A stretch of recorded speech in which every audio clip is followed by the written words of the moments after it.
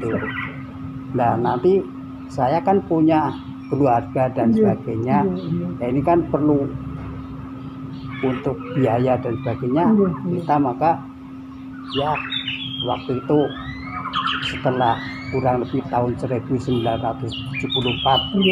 saya misah dari orang tua, terus mendirikan satu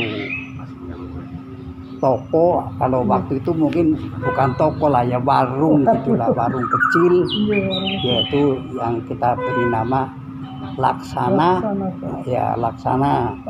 Pada waktu itu masih belum ada spotnya, tapi masih Laksana saja, soalnya belum ada, baru ada alat-alat tulis. Pada waktu itu saya dagang alat-alat tulis, dan alhamdulillah berhubung mertua saya ini juga bisnismen, jadi saya bisa istilahnya dikenalkan sama toko-toko yang ada di Purwokerto. Jadi saya terus dipercaya. Maka dengan modal kejujuran, alhamdulillah pada waktu itu saya tidak punya uang sepeser pun. Jadi saya dagang tidak modal dengan uang, tapi dengan hutang. Iya, dengan hutang. Jadi belas itu. Saya ya itu terus kurang lebih ya dagang itu terus mikir lagi tadinya alat tulis, terus ditambah spot, ditambah kitab. Soalnya saya kan dekat pesantren, jadi saya dagang kitab. Setelah kitab itu campur, terus waktu itu Orde Baru itu menggalakkan olahraga, maka saya beli alat-alat olahraga. Jadi biar mengolahragakan masyarakat, kalau saya menjual untuk kepentingan olahraga. Menangkap momen di Orde Baru juga ya Bang Sugeng, ternyata luar biasa. Iya. Biasanya kalau kalangan kiai itu menamakan toko karena basicnya pesantren itu yang berbau-bau Arab ini Bang. Ini kok Abah Suki, pengasuh pesantren Putranipun Mbah Najmuddin, kok tokonya diberi nama Laksana, nggak An-Nur atau nggak Al-Hisab atau apa? Barangkali ada inspirasi apa ini? Ya memang pada waktu itu nama itu diberi oleh mertua. Mertua itu memberikan nama Laksana. Mungkin kelaksanaan punya mantu saya. Alhamdulillah, luar biasa ternyata Mbah Suki sosok yang dicintai oleh mertua gitu. Iya. Luar biasa. Makanya apa? Terus diberi nama Laksana. Saya juga nggak tahu. Nah, setelah itu alhamdulillah berkembang toko alat sport, dan mungkin termasuk ayah dari Mas Banun ini juga sok belanja ke tempat saya, belanja kitab. Secara Pak sampai dulu Pak Mawardi. Mawardi sering ya dulu ke tempat saya untuk belanja. Itu dari Kalimantan juga banyak.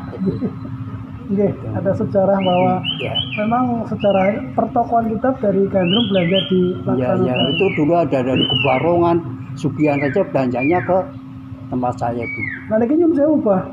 Di pesantren itu kan tidak ada ilmu akuntansi, manajemen, bukan enten ilmu tentang perduitan. Ini apa bisa sampai sukses nih kan ilmunya saking tinggi ya.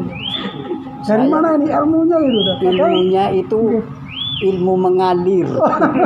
Jadi apa ya, saya memang sering ditanya sama orang, Bapak itu dulu pernah sekolah di mana ya, atau kuliah di mana? Saya jawabnya tuh, kuliah apa ya, saya nggak pernah kuliah. Jadi ya hanya mengalir saja lah, mengalir dengan adanya ya. Saya sampai sekarang juga nggak merasa kalau saya ini sebagai pedagang itu ya biasa-biasa aja. Jadi tahu-taunya ya, sampai sekarang kalau pas ke toko sering sama anak-anak toko itu ditanya mau apa yang bisa dibantu oleh oleh karyawan saya sering digitukan, saya wah ini lagi lihat-lihat saja, jadi saya tidak punya potongan bisnismen. Sampai sekarang saya juga itu sering ditanya sama karyawan ya. Ternyata para pemirsa, Abah Sufi yang sudah begitu menggurita bisnisnya hanya satu ilmunya, yaitu ilmu mengalir, sehingga bisnisnya sukses sekarang ini ditiru oleh kita semuanya. Di samping juga bisnis yang menggurita, Abah juga mempunyai putra-putri yang sungguh luar biasa, sukses dalam bidang masing-masing, Abah Sufi.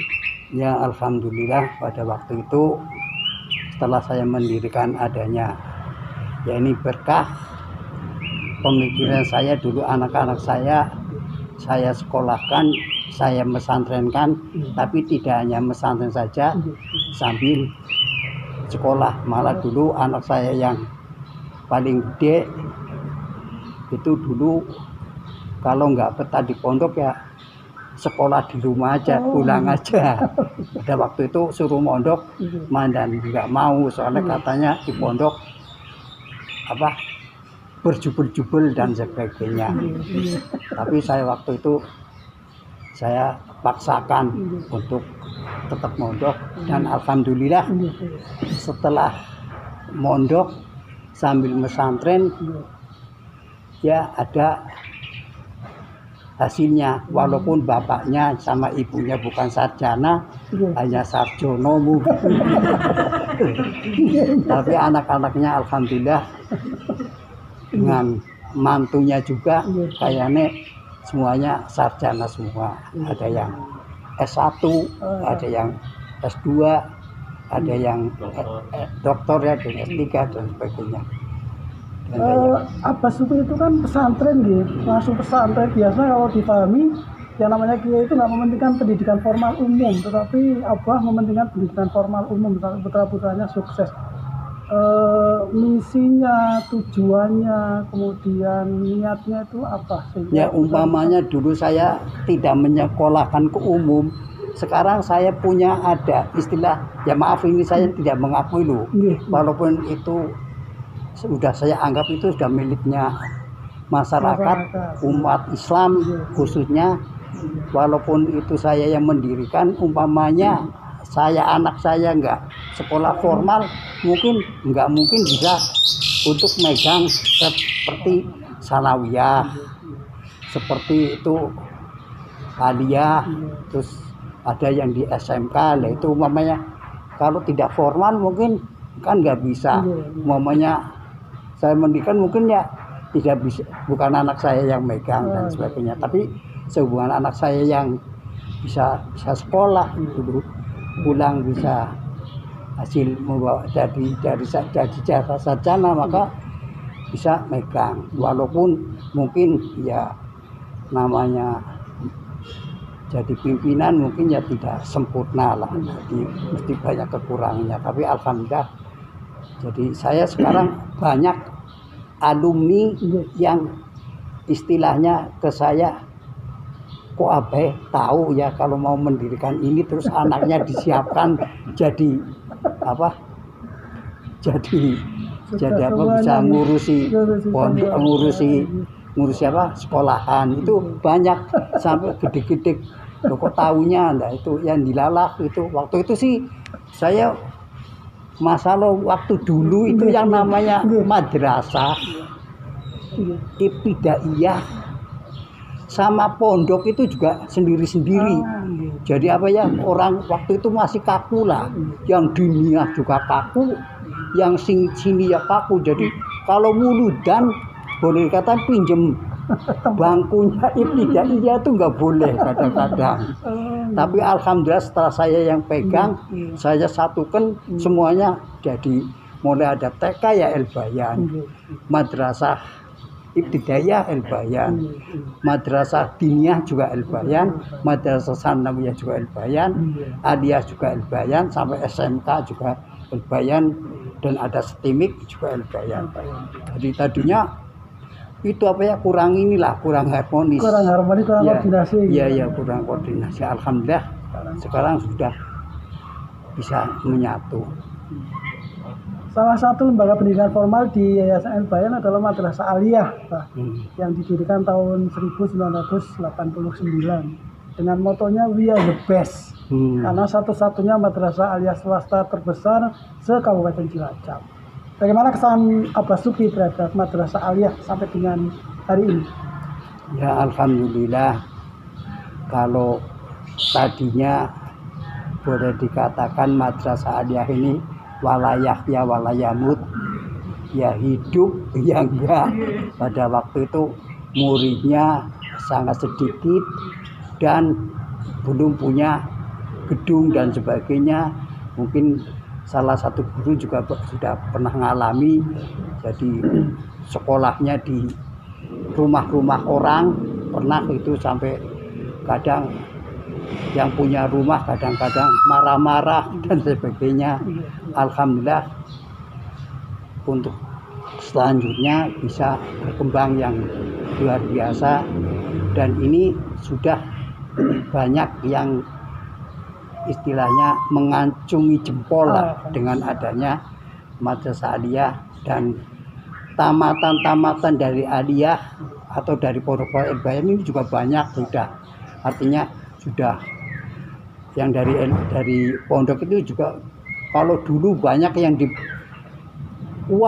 banyak, sekarang juga banyak yang ada dari jadi dosen dan sebagainya. Apa? Juga nanti akan ada yang jadi dokter. Alumni sampai dari dokter ya Pak. Sampai ada yang menjadi dokter, alumnus dari madrasah aliyah. Sudah ada ya, sudah ada ya. Ya hari ini sudah ada yang jadi dokter. Kalau yang jadi, ya mudah-mudahan dari El Bayan ini, dari baik aliyah ini nanti juga tidak hanya bisa ngurusi musola saja, tapi juga bisa mengurusi dunia politik atau dunia pemerintahan dan lain sebagainya. Atau soalnya saya yakin bahwa pulang dari pesantren itu ya orangnya tidak mesti macam-macam nanti kebutuhannya di masyarakat. Yang penting jadi anak pondok punya ijazah itu seperti orang punya keris lah. Keris itu kalau nggak dipakai ya dipajang lah, untuk pajangan rumah kan bagus. Kecuali ada musuh baru diambil. Nah kalau kok butuh ijazahnya untuk kerja baru diambil. Kalau nggak butuh ya dipajang aja gitu. Nah, itu. Jadi seperti keris lah. Keris kan bagus ya, dipajang bagus. Ijazah juga ya walaupun nggak kerja tapi ijazahnya ada kan, orang juga wah udah rumahnya bagus, ijazahnya nempel banyak. Nah, terima kasih Kak lebih dahulu. Barangkali statement penutup dari Abah Suki terkait dengan kondisi saat ini, kemudian pesan pada para generasi muda untuk sukses di pendidikan dan sukses di masa depannya. Ya kami sih mohon kepada generasi muda untuk bersabar, dan terutama juga untuk mengedepankan kejujuran, sebab kejujuran itu membawa kebahagiaan. Kebahagiaan itu insya Allah membawa ke surga. Maka untuk itu kejujuran ini yang penting kita untuk dikedepankan, sebab dengan kejujuran ini insya Allah kita akan mempunyai kebahagiaan. Maka untuk itu pada generasi muda jangan sok ini apa ya, kita insya Allah bisa lah kalau kita sungguh-sungguh. Jadi jangan sampai kita apa ya pesimis apa ya, nah itu. Tapi kita pasti bisa gimana caranya, tapi yaitu dengan syarat kita harus mengedepankan kejujuran dan belajar yang sungguh-sungguh. Demikian wawancara kita dengan tokoh inspiratif kita, Bapak Kiai Haji Mansur Nadmuddin, selaku pengasuh Pondok Pesantren El Bayan Majenang dan pemilik dari Laksana Baru Majenang. Pesan yang disampaikan oleh beliau, apapun dalam kondisi apapun dan siapapun kita harus kedepankan kejujuran. Sebagai penutup, ingat pesan Ibu, jaga jarak, memakai masker, kemudian selalu cuci tangan dengan sabun dengan air yang mengalir, dan kita harus selalu jaga protokol kesehatan dimanapun kita berada.